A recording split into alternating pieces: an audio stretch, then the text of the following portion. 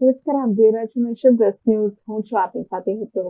છોટાઉદેપુર જિલ્લાના નસવાડી તાલુકાના કુકાવટી ગામે અશ્વિન નદી ઉપર 6,82,00,000 ખર્ચે બ્રિજ 100 મીટરની લંબાઈનો તૈયાર થશે, જેમાં સાંસદ, ધારાસભ્ય અને જિલ્લા પંચાયત પ્રમુખના હસ્તે ખાતમુહૂર્ત કરવામાં આવ્યું છે. છોટાઉદેપુર જિલ્લાના નસવાડી તાલુકાના કુકાવટી ગામે અશ્વિન નદી ઉપર 6.82 કરોડના ખર્ચે 100 મીટરની લંબાઈનો બ્રિજ તૈયાર થશે, જે અંતર્ગત સાંસદ, ધારાસભ્ય અને જિલ્લા પંચાયત પ્રમુખના હસ્તે ખાતમુહૂર્ત કરવામાં આવ્યું.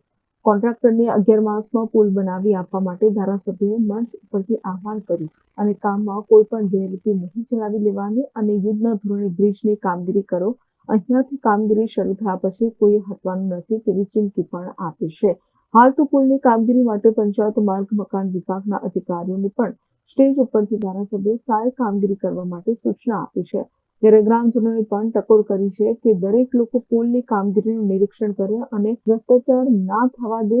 તેવી કામગીરી કોન્ટ્રાક્ટર ખરાબ કરે તો મને જણાવજો, તેમ પણ જણાવ્યું છે.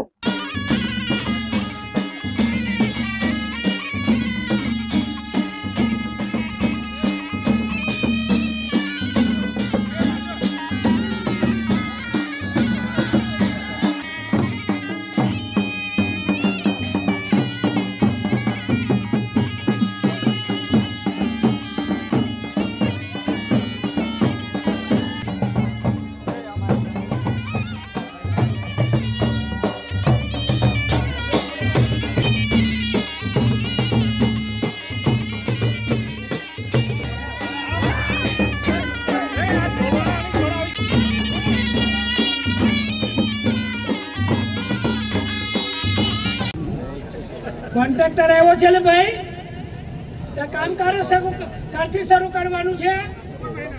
ઓક્ટોબર ક્યારથી?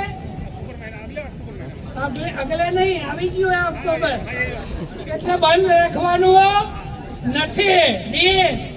મારે ચાલુ જ જોઈએ ભાઈ. 1 તારીખથી તારા જોડી ઝંડા જે હોય લઈને આવી જવાનું અને અહીં શરૂ કરવાનું. અહીંયા ધારાસભ્ય બોલે એટલે થવું જ જોઈએ. બીજી વાત છે 6 કરોડ ને 82 લાખ. આ પ્રમાણે આ પુલ થવાથી 11 માસમાં પુલ થવાનો છે, એની મુદત છે. અને અહીંયાના અમારા વાગિયા, મોવડા, સુકાવે, વેલાડીથી માંડીને લુણાદરા, ભગવાનપુરા બધા જ કોસિંદરા સુધીના ગામોને નસવાડી આવવા માટે આ ટૂંકું અંતરનો પુલ બનશે. આ તબક્કે હું ગુજરાત રાજ્યના માન્ય મુખ્યમંત્રી ભૂપેન્દ્રભાઈ પટેલ સાહેબનો ખૂબ ખૂબ આભાર માનું. Rehan Patel, national plus news, Chhota Udepur. સમાચારોના સતત અપડેટ મેળવવા માટે અમારી નેશન પ્લસ ન્યૂઝની યુટ્યુબ ચેનલને સબસ્ક્રાઇબ કરો, બેલ આઇકન દબાવો અને જોડાયેલા રહો ફેસબુક, ઇન્સ્ટાગ્રામ અને ટ્વિટર પર.